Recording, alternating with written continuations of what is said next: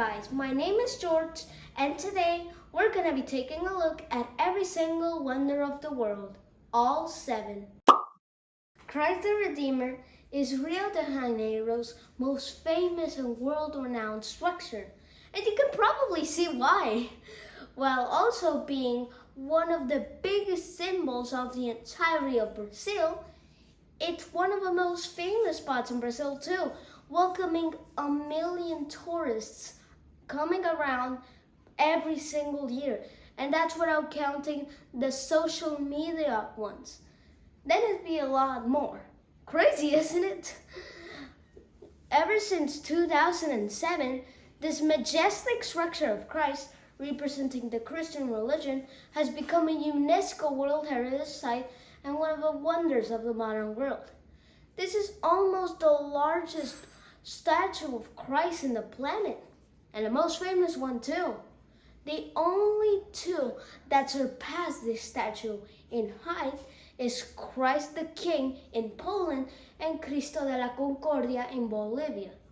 But none of them are located in a place so perfect as Rio de Janeiro's mountain in the district of Santa Teresa. About 700 meters high from the sea, that's where you can find the statue.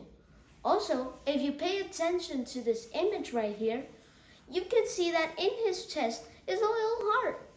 Started in 1922 and finished in 1931 on October, the statue is 30 meters high and 20 meters long, made with the Art Deco style. I don't know why it's called that, but okay. Also, in the high hill of the statue, you can also get a beautiful view of the city. Also, no, I do not know why it's hit by so much lightning all the time, but oh well, it's still a beautiful place to be. The Taj Mahal is a famous landmark in India near the city of Agra, with millions of tourists coming in worldwide just to see this palace and remember the beautiful love story in its walls. It was built more than 350 years ago by the emperor of that time, Shah Jahan, as a tomb for his wife, Mumtaz Mahal, who sadly died while giving birth to one of her children, which is actually a really sad way to go. Also, it was in 1631. The construction of it started in 1632 though, and it is so well positioned next to the Yamuna River. With plenty of workers and material to build it, the progress finally ended in 1654. And it was a great success, as you can see. With its white marble, astonishing symmetry, and decoration of beautiful rocks and stones.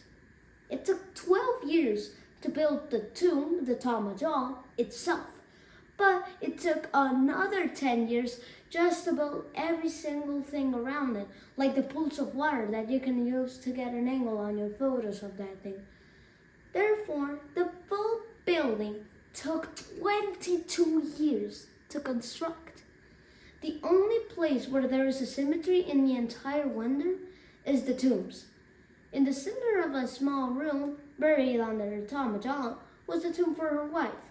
But when Shah died, his son, who had now risen into the power, I don't know which of his son it was, but that's my bad. And, well, he didn't know where to bury him, so he buried him in a slightly bigger tomb, stuffed in right next to her wife.